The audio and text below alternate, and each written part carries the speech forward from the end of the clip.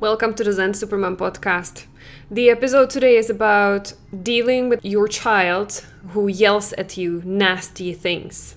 How do you stop them from doing that? Set healthy boundaries without you yelling back and engaging in this power fight. Is that what you're dealing with right now? Let's dive in and get the help you need.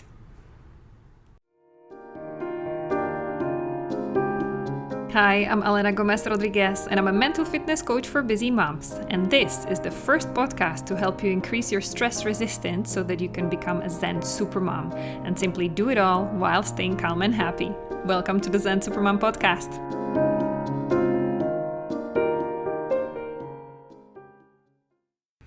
Hi, it's Elena here, your mommy tantrum specialist and the creator of the Zen Supermom system, where we help loving but stressed out supermoms stop yelling at your kids, set healthy boundaries so that your kids grow up feeling loved and you feel like you're the best mom they could ever wish for.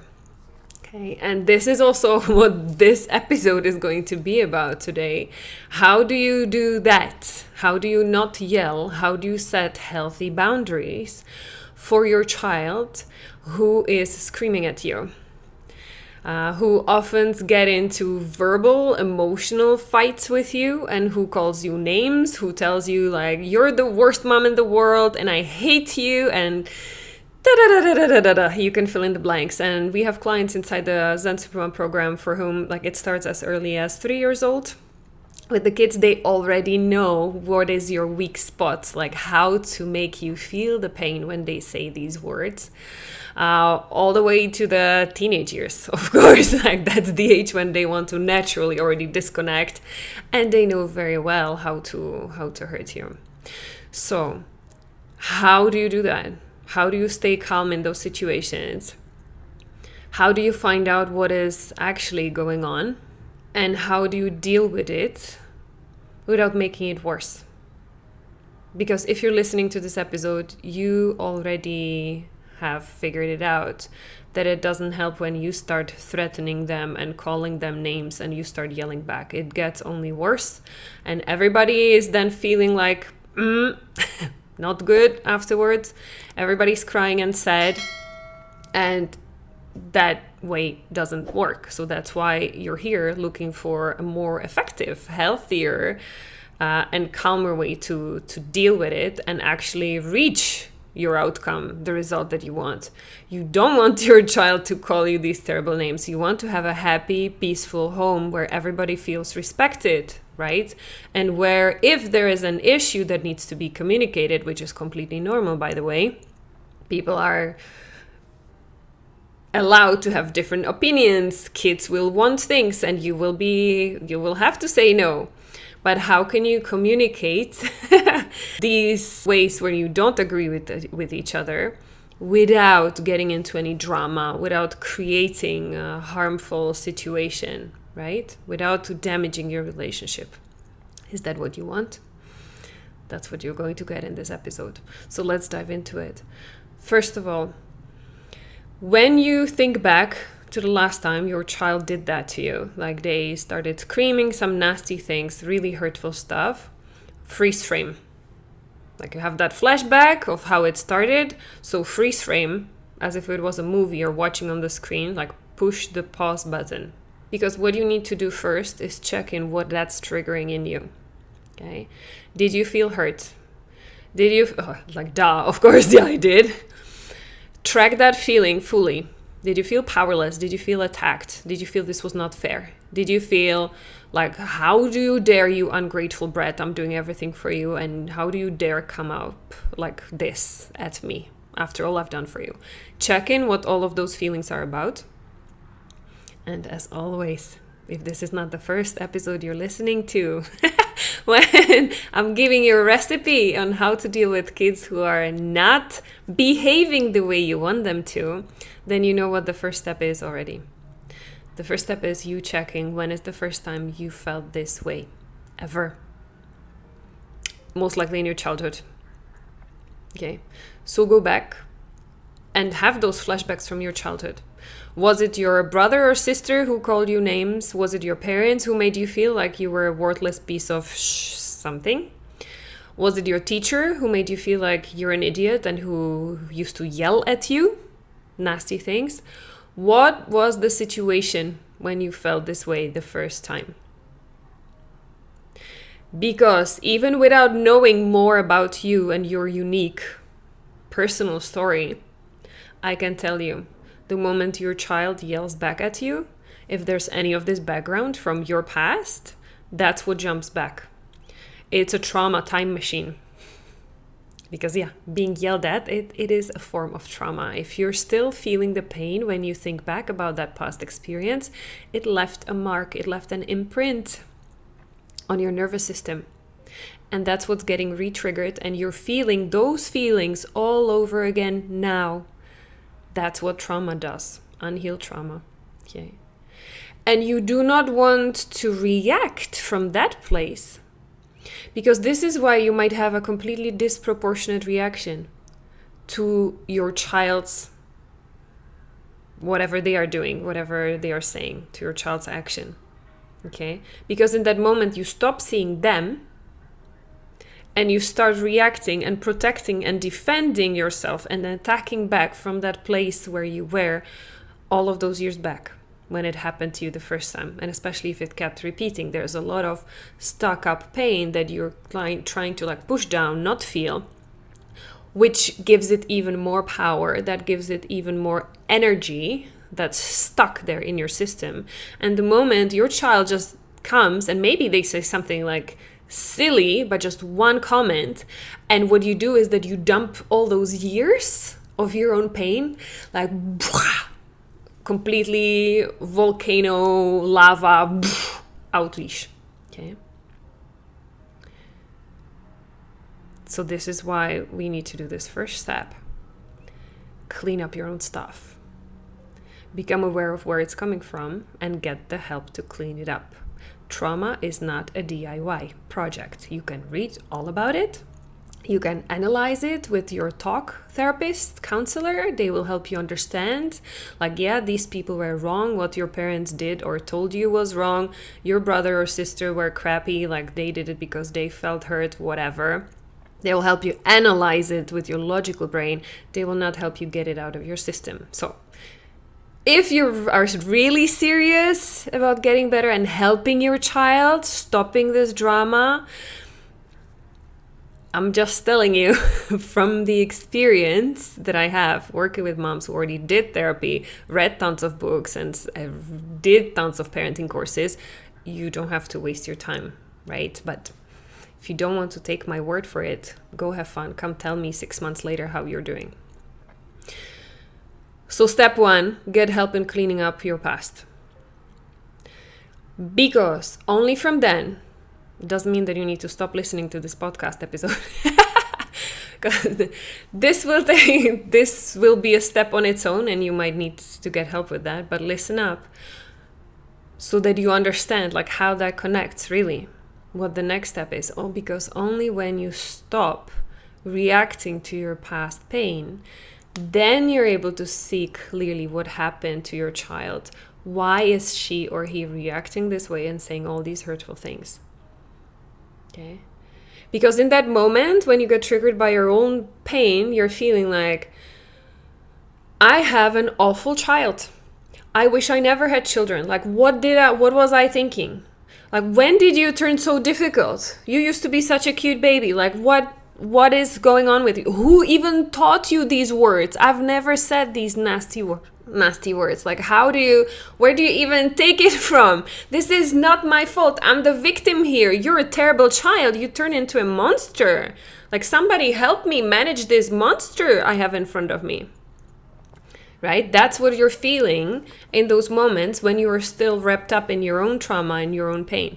The moment you clean that up, you'll get curious. You will turn into a curious scientist thinking okay, let me think about it. Let me have a look. What's going on really here? Because you will know.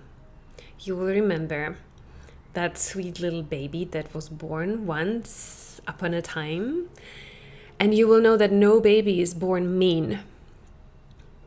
No baby is born like with the intention to hurt their parents, right?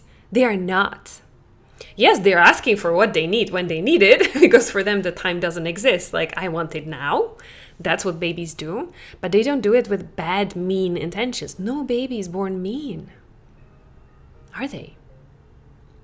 So what is it that happened to your child that it makes them react this way?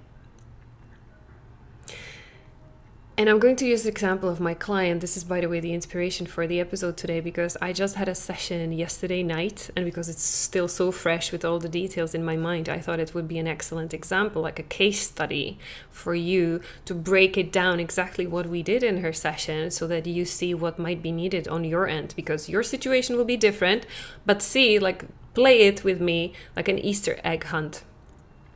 See what eggs you can just find in my client story that would apply to you, that you can learn from, that you can take value from. Okay? Deal? So here's the story. This is a mom of 2, and her older one, 8-year-old, had this kind of like verbally abusive meltdown on Friday morning.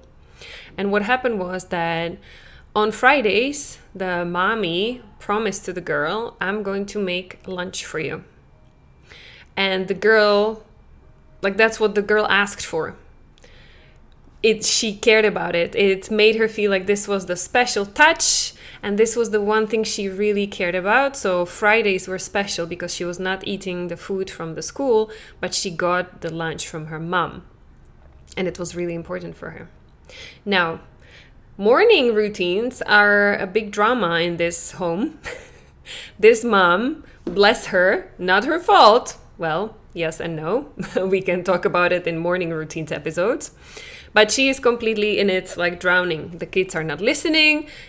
She's standing behind everybody's butt with looking at the clock, stressing out everybody because nobody's moving. They are running late, so she's stressed out. There's usually a big drama. Nobody wants to take breakfast, brush teeth, go to the bathroom, get dressed. Everything is like pushing a big stone up the hill. So mama is exhausted. So on a Friday like this, she was so exhausted, running out of time. She even forgot about that lunch, about that promise. So only finally, when they were finally already late, out of the door, standing on the front door, the girl, the daughter, remember, like, there's no lunch. You didn't prepare me lunch. So she had a huge meltdown, calling her mom the worst names ever, like telling her, you're the absolutely most terrible mom in the world. I hate you. And like verbal diarrhea, basically. Okay. So naturally, probably like how you're feeling when your child does something like this to you, you go and fight back. So you feel deeply hurt and you go and fight back. Like, yeah, it's your fault. And if you're behaving like the spoiled brat, I'm never ever going to prepare your lunch because you're not, like, this is your fault that we are late, and fight and drama. And everybody's leaving at the house in the morning, completely feeling like a... I don't want to use bad words, but you can imagine. And so this was the situation. Now, once you did the step 1 and you don't get hurt by the words your child says, which is what we did with my client, we went back and she realized it was her stepmother who used to call her names. And that's a story, that's a trauma on its own. Then I offered her this perspective shift. I asked her, well, have you ever been dumped before by a boyfriend, by a partner, somebody you cared about, and they dumped you? How did you react? What did you do when you felt rejected?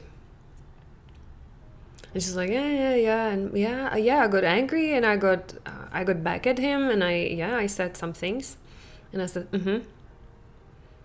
So now think back about your daughter. She felt dumped by you, and it was even worse than if you were her boyfriend, because you're her mom. At the age of 8, you are her lifeline. You're like 1,000 times more important than any boyfriend in the world could be, or any friend could be in the world right now. and she felt rejected by you. The one thing that she cared, that showed her how much you love her, which was the lunch. It was not about the food. She was not arguing, asking for the food.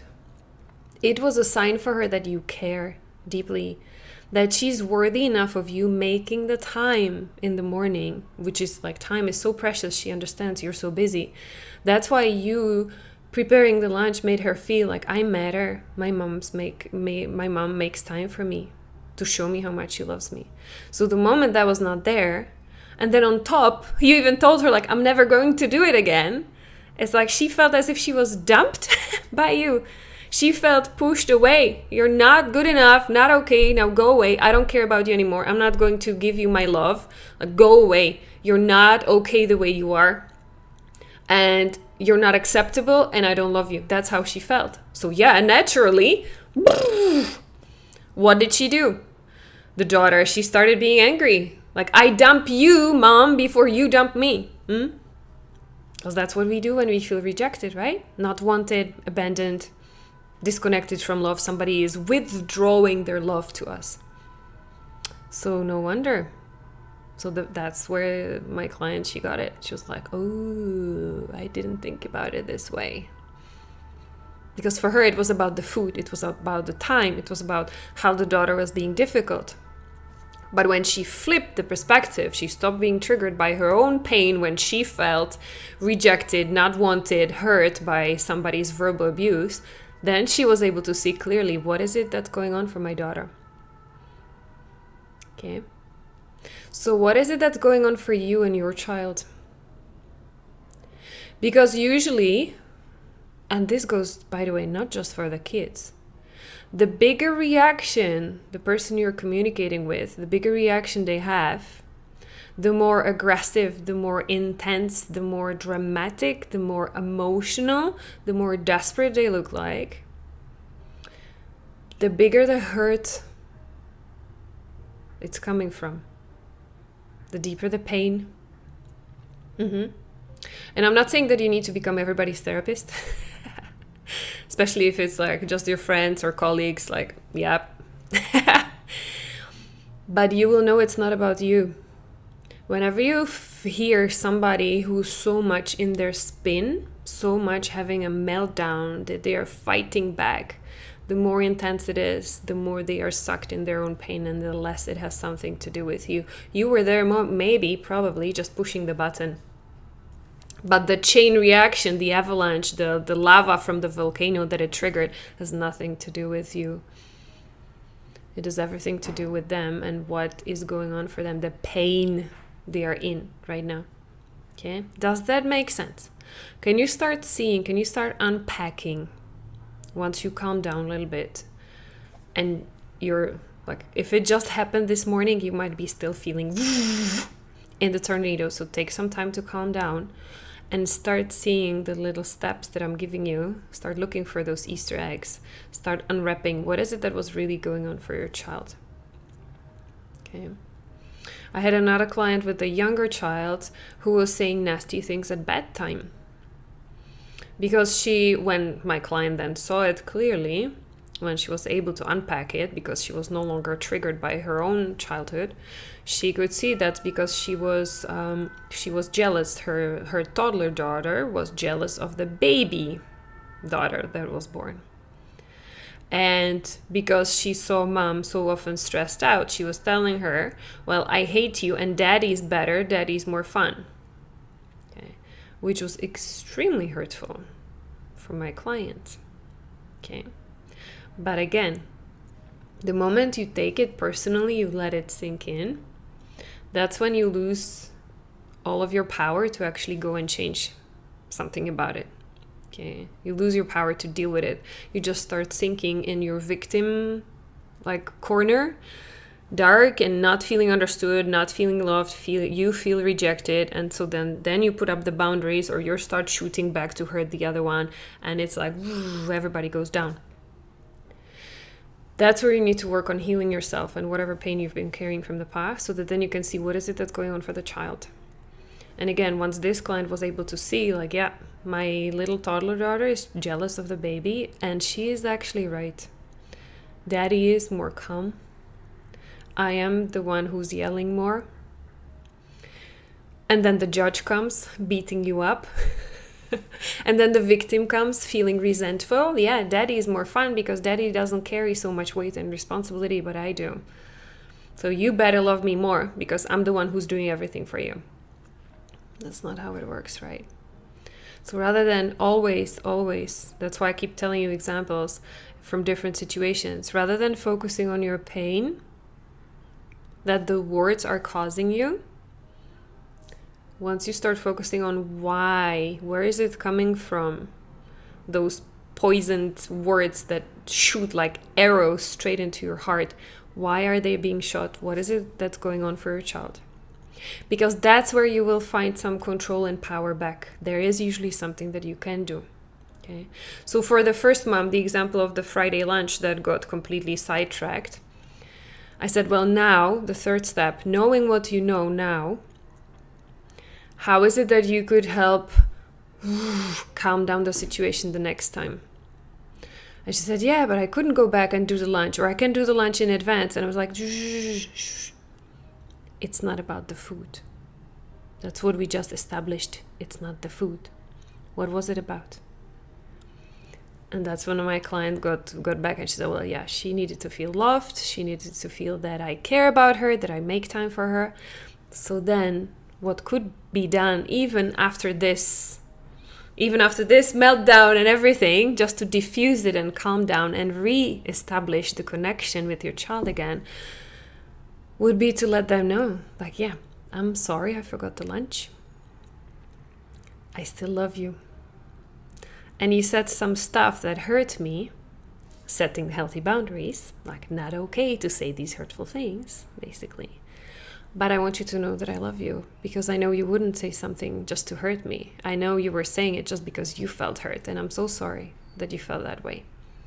Okay. Taking an ownership for your part of it. Okay.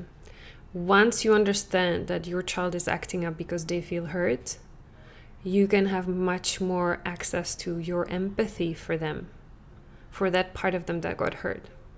Yeah, they might have turned into a monster in the meantime, but all that little monster might need is a hug and to know that you still love them.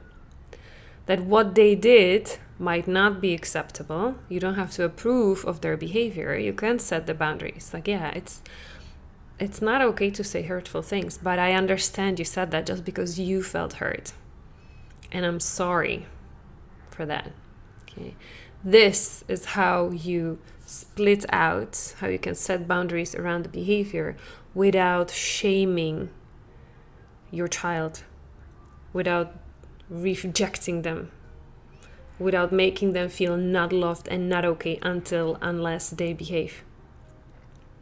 Because going full circle here, this is most likely what happened to you, right? That's why you still have your trauma machines to work on. There was somebody who made you feel you were not acceptable. You couldn't be angry. You couldn't be sad. You couldn't cry. You had to be the good girl. You had to be, if there are any dads listening, by the way, because I got messages from moms that they're listening even with their husbands. For the guys, it's even worse sometimes. Like, you are not allowed to show any emotions at all because you would be a weak, wimpy, like whining boy. Like, just no, man up. We all have generational trauma we carry from our childhood. But this is where you want to stop recreating it in your kids. And you have opportunities like this throughout the day. Several times a day, right? Especially in situations like this. So, this is the last step. Rather than beating yourself up over how much you screwed up and maybe that you didn't do things you could have done better, see it as an opportunity. Your kids are your teachers. They are showing you exactly where you still have some pain you need to clean up from your past. Where is it that you still need to increase your stress resistance? Because I bet when you're calm, when you're not rushing to work, when you don't have places to go and a million things to do, you are much more present mom. You know all of these parenting techniques, how to set boundaries, right? You know this and you can do that. But where it goes wrong is that the more stressors you add on top, like Monday morning, everybody is sleepy, didn't get enough sleep, and like, Monday, you're running late. The kids are feeling the same way, so it makes it even more difficult. The more stressors, the more difficulty layers you have on top, the more likely you are to lose it, right? That's why it's about, one, cleaning up your trauma, cleaning up your past pain, and second, equally important, increasing your stress resistance so that you can hold it together, even like no matter what factors, no matter how many difficulties and things that are out of control, no matter how many difficult extra things are happening on top of everything else, you're able to stay calm and in that curious scientist mind. Like, okay, my child just did this, like hit me, yelled at me. I wonder what's going on really. Let's figure it out. And let's help them calm down. Okay? It's not about me. I'm not a bad mom. It's like there's something going on for them. Let's figure it out together and let's help them. Okay? No child is mean. No child is difficult. Whenever there's behavior that you do not approve of, it's a sign they are disconnected from you and their needs are not being met. So the solution is not to yell at them and push them into obedience, push them into complying with your time schedule, but to support them and help like pull them through what they want to be doing. So this is just one little extra bonus on top. Has nothing to do with the yelling, but this is what if we finish the case study of this mom that I talked to yesterday, there was an extra piece where we talked about the morning routine. Like if the mornings are being so stressful, and I have that across the board with so many other moms, if the morning routine, if you find that you have to keep pushing your kids, maybe sometimes even your husband or a partner, otherwise nobody would be on time, you would be late, and you're the one who feels the pain of being late the most, then listen up. What is it, age-appropriate way, how you could start empowering your kids and let them drive their morning routine? So you will help them wake up at the time that is approximately needed. And what is it that's the highlight of their morning? What is it that they love doing? What is it that if there was enough time, if they did everything more or less peacefully, but moving along the morning, not dragging their feet, what is it that they would have time for that they love? Either doing by themselves or doing with you. The younger they are, the more value they will put on spending quality time with you. Even if it's 5 minutes. I'm not saying sit down on the floor and play Lego for 1 hour. But what is it that they would love to do with you in 5 minutes in the morning? That could be their incentive, the carrot, the carrot and stick. Right now you're using the stick. How about we start using the carrot? Because if you say, like, all right, guys, the sooner you're done, the sooner we can start playing together. The sooner you can put on your favorite song and let's dance. Let's have a dance party. Okay. What is it that they love doing? And the older they are, the more freedom and choice like you give them. What is it that you want to do that would make you happy? That would help you start the day feeling great, feeling energized and feeling just ready, go conquer the world and have fun at school, right? This can be their incentive. This will be the reason why they will want to do their things, like take the breakfast, get dressed, get clean. Because if for whatever reason they don't like going to school, which is, by the way, we could do an episode podcast on that as well. If that's where it's headed, they will be dragging their feet, right? So help them put there something in between that they love doing, that they will rush towards, so that you don't have to keep pushing them from behind. Because the pushing takes away even more of their control and power, and it will make it even more difficult for them. And it doesn't teach them anything about their independence and their own source of motivation and why doing things is important. Not just because mommy tells you, but why you want them to get in the habit of doing it for themselves. Okay? So this was just like a little bonus. But let me sum up, let me wrap up what we did here today, which was about like how to deal with your kids yelling nasty stuff at you. So first of all, make sure that you clean up whatever past pain you have from the times when somebody else yelled at you when you were a kid and it really hurt. It left a scar on your soul, on your nervous system. Clean that up, because that's what jumps up back at your kids to defend you. And your reaction, it will make it completely inappropriate, disproportionate, much stronger than what your kid might be telling you. Once you clean that up, second is to become the curious, loving scientist who's testing and who's trying to find out what is it that's really going on with my child. Because I know my baby was not born to be a mean kid. There's something that happened today that triggered it. What is it that he or she needs and they are not getting? And how is it that I can help them regain, again, the connection, regain their peace and calm regardless? Because this is building their own stress resistance. They will not always get what they want when they need it, but how can you help them feel okay even while they wait, or even while things are not fun outside, like around them? Okay. They will not always be in control what other people think about them. How can you build them up so that they don't get impacted by that and they know their worth? This is where your role is so critical, but you can do it only after you clean up your own stuff. The third in general is trying to anticipate. If that's something that's happening really often, try to see how you're contributing to it in your routines or in your already communication patterns. Try to clean it up and see those patterns in advance so that you can test. Okay. Yeah. And the last one, I gave you a little extra bonus for the morning routines, but we can do a separate episode on that if you're interested. So I'm sending you lots of love and compassion, Mom. You don't want your judge to go and beat you up now about what you're doing wrong. I didn't do this episode or tell you so much just to finger point and make you feel like trigger that judge and make you feel bad about yourself. No.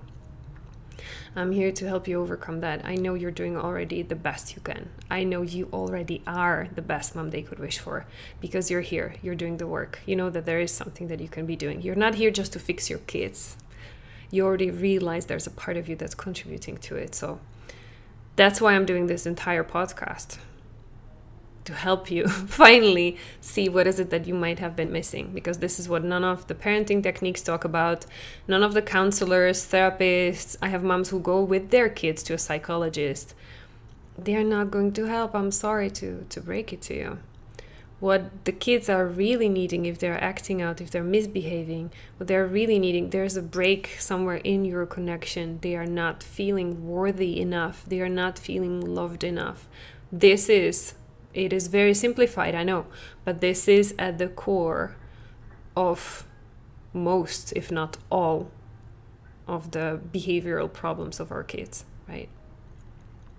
So start getting curious. Chase away that judge who will like blame you in your head, that you will feel like you need to defend yourself against it. It's not your fault. Not your fault, whatever happened to you. It is your responsibility to start cleaning it up for yourself so that you can be there for your kids and you help them, like build them up. Okay? Keep me posted what you got out of this episode. I'm sending you a big hug and see you next time. Bye, Supermom.